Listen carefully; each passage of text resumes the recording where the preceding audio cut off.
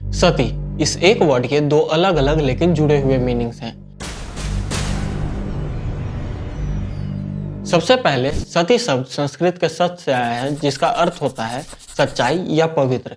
इसलिए इसे एक टाइटल या उपाधि मानी जाती थी जो एक ऐसी महिला को दी जाती थी जो सच्चरित्र, पवित्र और अपने पति के प्रति समर्पित होती थी। सेकंड, हिंदू पौराणिक कथाओं में सती माँ दक्षायणी का दूसरा नाम भी है, जो भगवान शिव की पहली पत्नी थी। माता सती के पिता राजा दक्ष भगवान शिव को पसंद नहीं करते थे।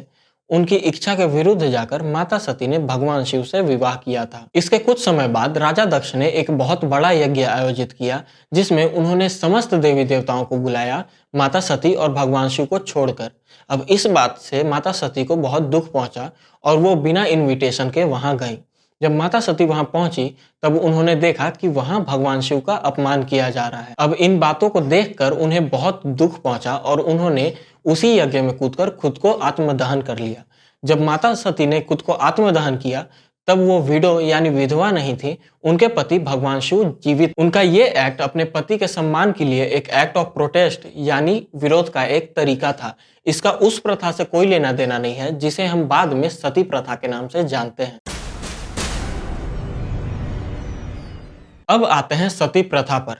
प्रथा का अर्थ होता है रिवाज, ट्रेडिशन या कस्टम। जब हम सती प्रथा कहते हैं तब हम उस हिस्टोरिकल फनरल कस्टम की बात कर रहे हैं जिसमें एक विडो को उसके मरे हुए पति की चिता पर जीवित जला दिया जाता था। ऐसा माना जाता था कि ये एक पत्नी की डिवोशन का सबसे बड़ा सबूत है। लेकिन इतिहास ये कहता है कि ये हमेशा से वॉलंटियरी नहीं था।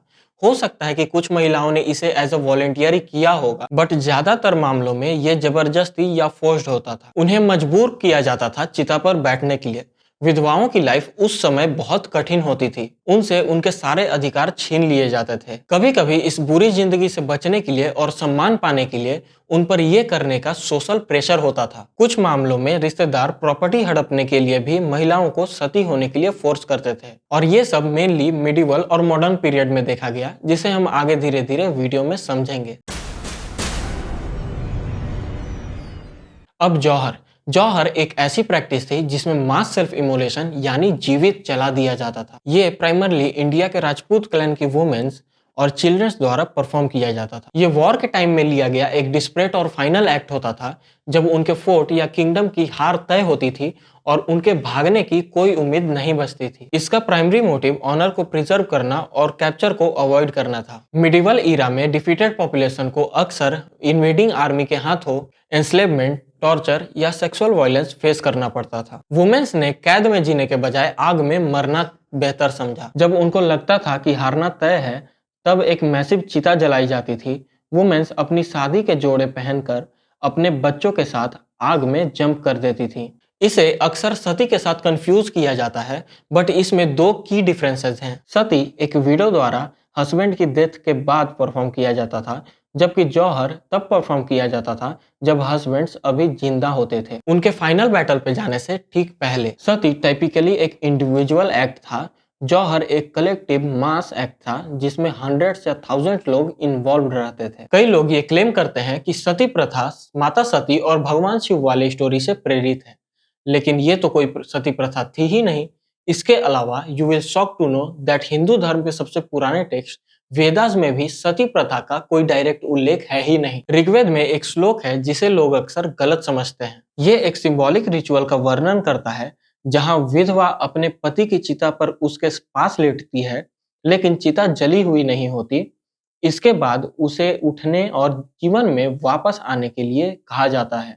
ये श्लोक सती प्रथा का नहीं बल्कि विधवा को पुनर्जीवन स्टार्ट करने के लिए कहता है, ना कि मृत पति के साथ उसी चिता में आत्मदहन करने के लिए। हमें कुछ एपिक्स में नैरेटिव रेफरेंसेस मिलते हैं, लाइक रामायण में सती प्रथा का कोई उल्लेख नहीं है। जब राजा दशरथ की मृत्यु हुई थी, उनकी तीनों पत्नियां कौशल्या, कैकेयी और सुमित्रा ने सती या इससे सिमिलर कोई एक्ट नहीं किया था। इसके अलावा जब रावण की मृत्यु हुई थी, उनकी पत्नी मंदोदरी ने भी ऐसा कोई एक्ट नहीं किया था। बट हमें महाभारत में इसका स्पष्ट उल्लेख मिलता है, लेकिन ये एक चॉइस थी, कंपलसरी नहीं। महाभारत में जब राजा पांडु की डेथ होती है तब उनकी पत्नी माद्री उनके साथ सती हो जाती हैं। वो ये वॉलंटियरी यानी अपनी स्वेच्छा से करती हैं। उन्हें किसी ने ये करने के लिए बोला नहीं था या फोर्स नहीं किया था। बट पांडु की पहली पत्नी सती नहीं हुई थी, जो ये प्रूव करता है कि ये प्रथा कंपलसरी नहीं थी, खासकर अगर आपके पास बच्चों की जिम्मेदारी हो। महाभारत के अंत में जब श्री कृष्ण की मृत्यु हुई, तब उनकी कुछ पत्नियां जैसे रोहिणी और रुक्मणी ने आग में प्रवेश करके खुद को सती कर लिया। अब पुराण और धर्मशास्त्र, ये वो ग्रंथ है जिसमें सती प्रथा को थियोलॉजिकल जस्टिफिकेशन देने की कोशिश शुरू हुई।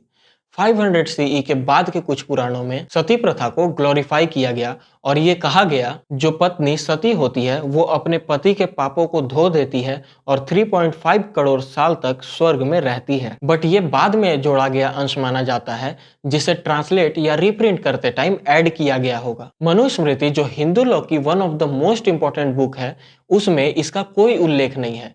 इसके बजाय ये विधवाओं को संयम का जीवन जीने का निर्देश देता है। अब इसके अलावा बाण भट्ट के रिकॉर्ड्स में भी एक स्ट्रॉन्ग कंडेमनेशन का रेफरेंस मिलता है। राजा हर्षा के दरबारी कवि बाण भट्ट ने अपनी बुक कदम्बरी में सती प्रथा की कड़ी निंदा की है। उन्होंने इसे सेंसलेस एक्ट और अ फॉर्म ऑफ सुसाइड बताया है। अब आते हैं हिस्टोरिकल और फॉरेन रिकॉर्ड्स पे, जो सबसे ठोस सबूत हैं। सती का सबसे पुराना फॉरेन रेफरेंस एक ग्रीक हिस्टोरियन देता है। उसने एक इंडियन कमांडर की मृत्यु के बारे में बताया, जिसकी दो पत्नियों ने सती होने के अधिकार के लिए आपस में झगड़ा किया।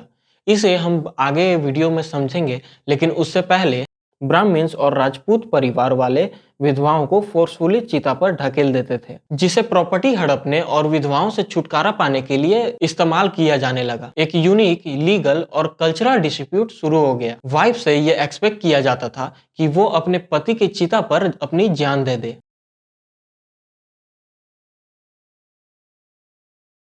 ईरानी इंस्क्रिप्शन भारत में सती प्रथा का फर्स्ट हिस्टोरिकल प्रूफ माना जाता है। मध्य प्रदेश के ईरान में एक पिलर पर लिखा हुआ है कि एक चिफ्टेंट गोपा राजा की वाइफ उनकी चिता पर उनके साथ सती हो गई। इसके बाद medieval traveller like Ibn Battuta ने सती का एक आई विटनेस अकाउंट लिखा है। उन्होंने लिखा है कि ये एक ऑप्शनल एक्ट था, लेकिन इसे करने के लिए ढोल नगाड़े बजाए जाते थे ताकि महिला की चीखें ना सुनाई दे। इसके बाद एक फ्रेंच ट्रैवलर फ्रैंकोइस बर्नर, जो मुगल कोर्ट में था, उसने सती के हॉरिफिक अकाउंट्स लिखे हैं। उसने साफ लिखा कि 17वीं सेंचुरी तक ये वॉलंटियरी नहीं रह गया था।